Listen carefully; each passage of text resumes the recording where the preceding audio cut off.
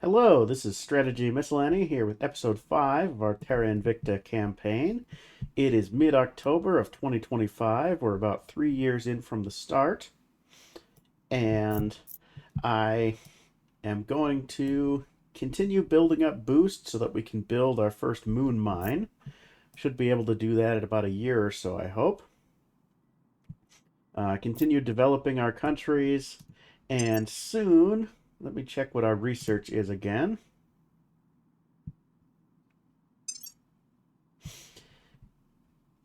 And soon we'll have this discount on Boost, and we'll have additional organizations we can look at. And hopefully, those additional organizations will help us build up our control points so that we can expand our holdings again from where we are currently. Either into Southeast Asia or into Scandinavia is currently my plan for the expansion. And eventually rooting these guys out of India.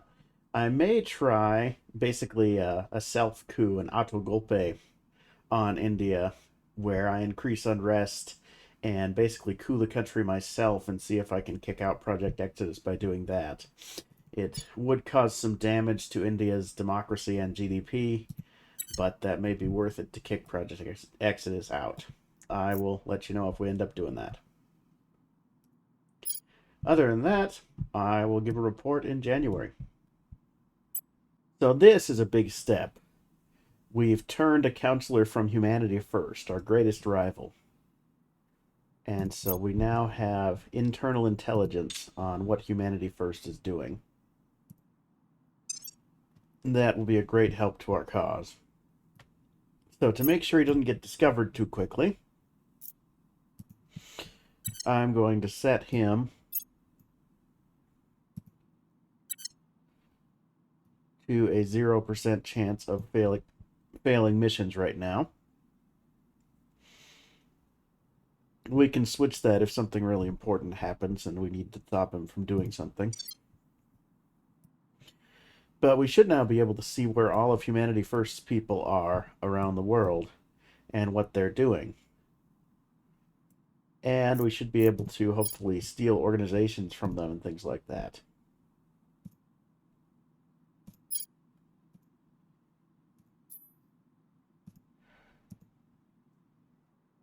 So that should be a great help to the cause. I'll talk to you again in January. So it is January, and the good news is we've completed some technological research that increases both our boost output and decreases the amount of boost it takes to go beyond low Earth orbit. So now we are very close to building that moon mine, much closer than I thought we would be. We're rebuilding our solar collector that was destroyed by a meteor storm. And then we will be building an outpost mining complex once we have 24.7 boost, which should be in a couple weeks or so. So by the next quarterly report, we'll have a moon mining base up and running, and hopefully be on the way to building one on a near-Earth asteroid next. Meanwhile, back on Earth, I was thinking about trying to do sort of a self-coup in India, but the problem is it's quite difficult to increase unrest because I already control the country so well and have so much popular support.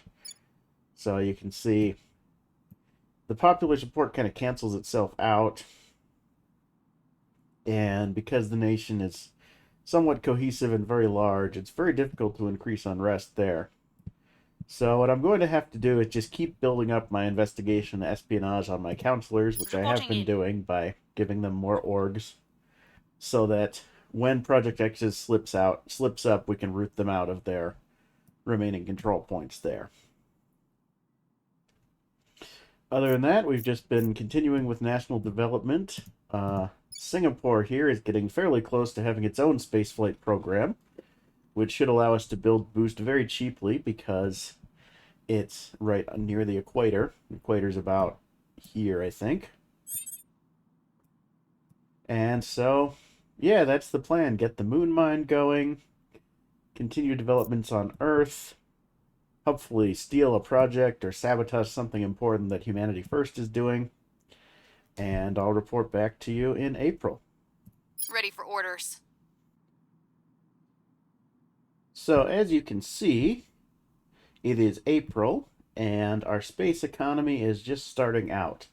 We're now producing zero point 0.6 units of base metals and 0.01 units of fissiles per day from our moon mine. We still have deficits in water and volatiles and no source of noble metals. That's what our asteroid base is going to be for.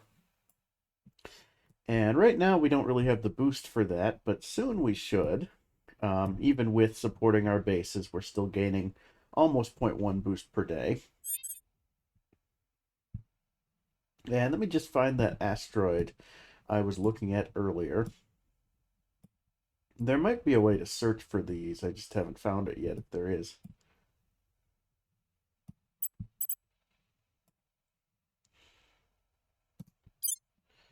No, that's a different one, although I am going to launch a probe at this one. I have higher thrust probes now, so they should take a little less time to get there, which is good. That's Krufny.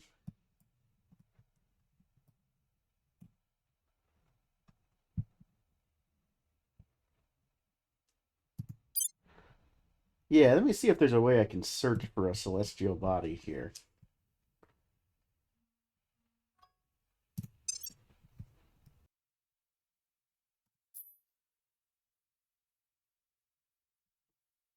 Okay, here we are. With prospecting, I can see the places I've prospected. And this is the one I was looking for here, 1951 Lick.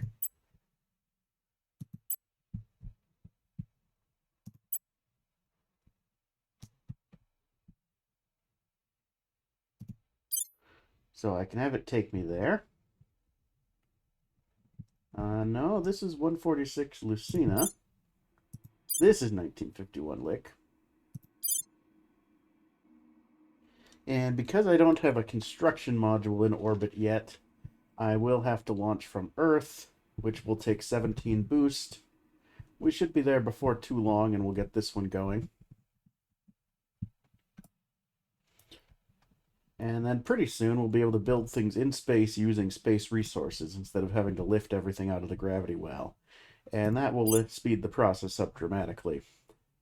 I also have this genealogy research station being built here in orbit, which these genealogy labs, when they're complete, they will help me find where the aliens are, and also enhance my xenology research. Which, for a faction that seeks to cooperate with the aliens, is pretty important. Not too much has changed on the ground. I have taken control of Malaysia, which does have its own little space program. And so again, excellent place to build boost from. And other than that, not too much has changed for us. No super dramatic world events. Although it looks like the Resistance has taken over the US. That could be a concern for us in the future, them having one of the superpowers. Looks like nobody has cracked into China yet. So, I will report back to you in July, and I'll keep on going. So, this is a big deal. We have our first direct sighting of an alien operative on Earth. We just completed a tech to track their movements. And so let me see where they are. Yes, we have found an intelligent alien operative in Zambia, Malawi. And so we're going to attempt to make contact with them next phase and see what happens. You can see here it's a Xenoform Alpha 4. Doesn't look like the picture's loading right there. There we go. Now we've got a good proper alien picture. So let's send someone to make contact. Reaching out. See what happens. Ready to go. I'm sure it will all go fine.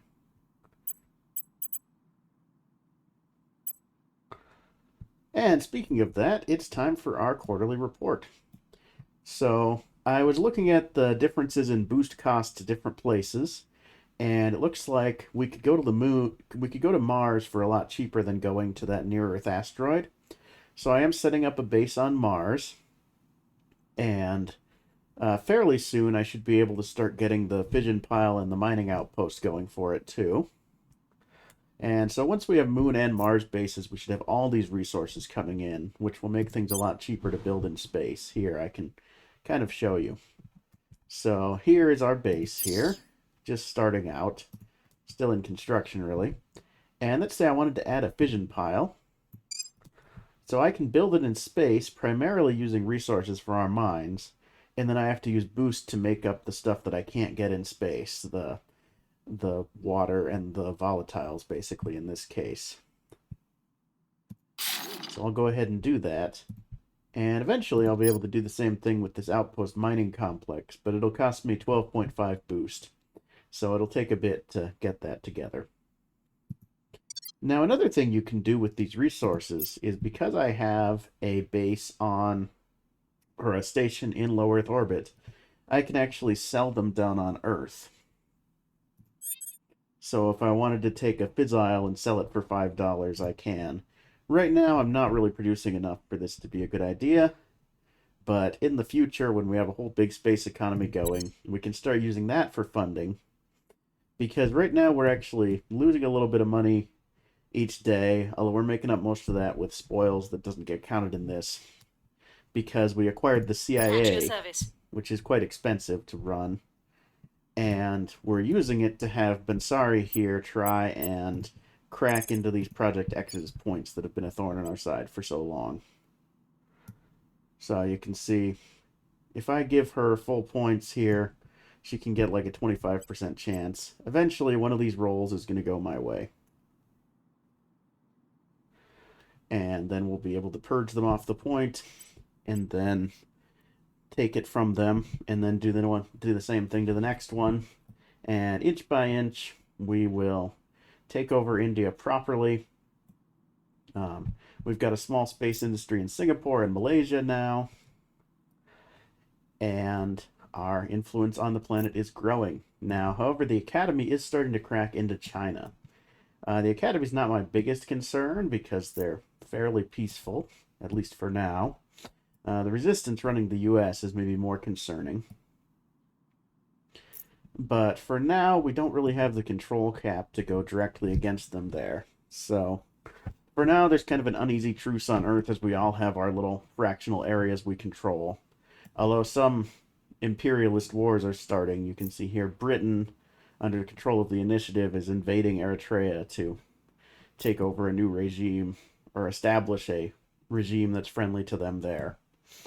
So, I will confirm the rest of my assignments and let you know how the alien contact goes. Ready for Exciting my mission. times. Alright, we have made contact and sent our leader, Superior Judith Howell, to talk to the aliens. And she feels an overwhelming sense of sympathy with them.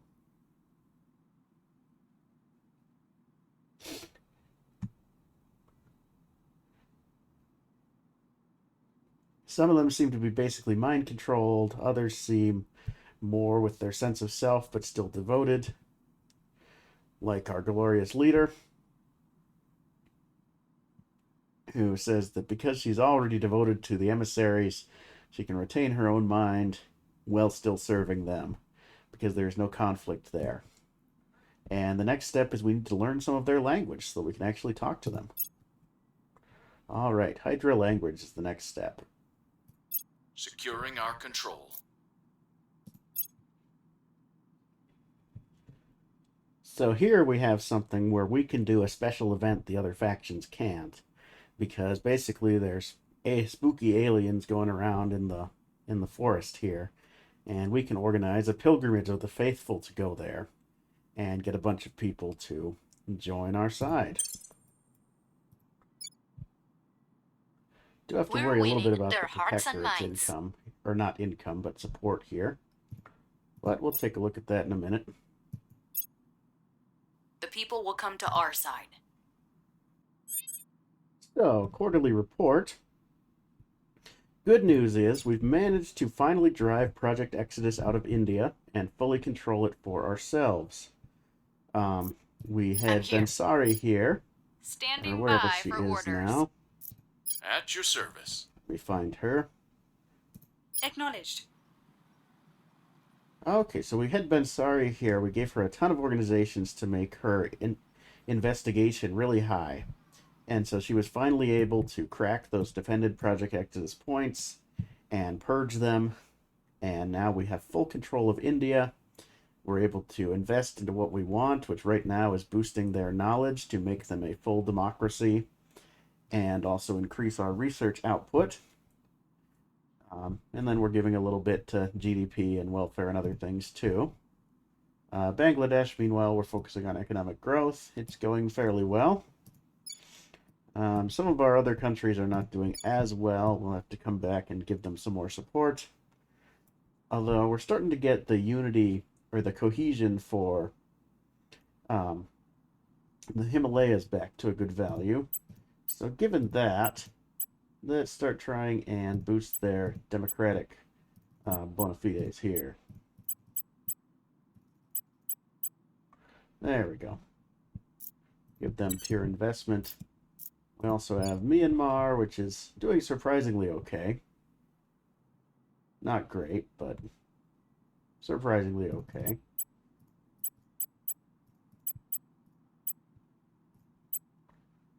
Let's try something like this for them. And then we have Malaysia, which is doing pretty well for itself. We're working to make it a more egalitarian society right now, as well as building a space economy. Singapore, very wealthy. We're trying to increase its education level even more to get more research and building some boost there. And then the Koreas, we've been working on basically helping out the North Koreans is what we're doing here with this welfare priority. We're equalizing incomes better within the country. And once we're done with that, we can put more into economy and welfare, or more into mission control, or even build a navy so we can move these armies around if we have to. So that's kind of what we're doing internally. Meanwhile, we're getting very close to being able to build our Martian mine. Now, for Mars, we had to use a fission pile because the solar panels don't work as well out here. Farther from the sun and all, you know. And we are quite close. We should be getting to the ability where we can launch this one from space using 12.5 boost for the Earth resources. And once we have these two up, we'll basically have a self-sufficient space economy. We'll be producing all resources in space. Then the next steps are basically getting a shipbuilding infrastructure up, increasing our output of everything by going to places like near-Earth asteroids. I also did send probes to Phobos and Deimos in case there's anything interesting there. And then building more interface stations around Earth so that we can get more boosts to our research that way. So those are kind of my space goals right now. Meanwhile, in research, let me see. We are researching the Nerva drive so that when we build our rockets, we can have this glorious nuclear engine. The orbital core so we can build larger space stations. And before too long, we're going to try and research the Hydra language so we can actually talk to them. It's quite an expensive project. I mean, learning an alien language is difficult, as you might expect. But I'm optimistic our heroic scientists of the servants can succeed in learning the true nature of the aliens and how best we can serve them. So, this is October 2026. It's been a year this episode. I think that's a good place to stop it. Thank you very much for watching and have a great day.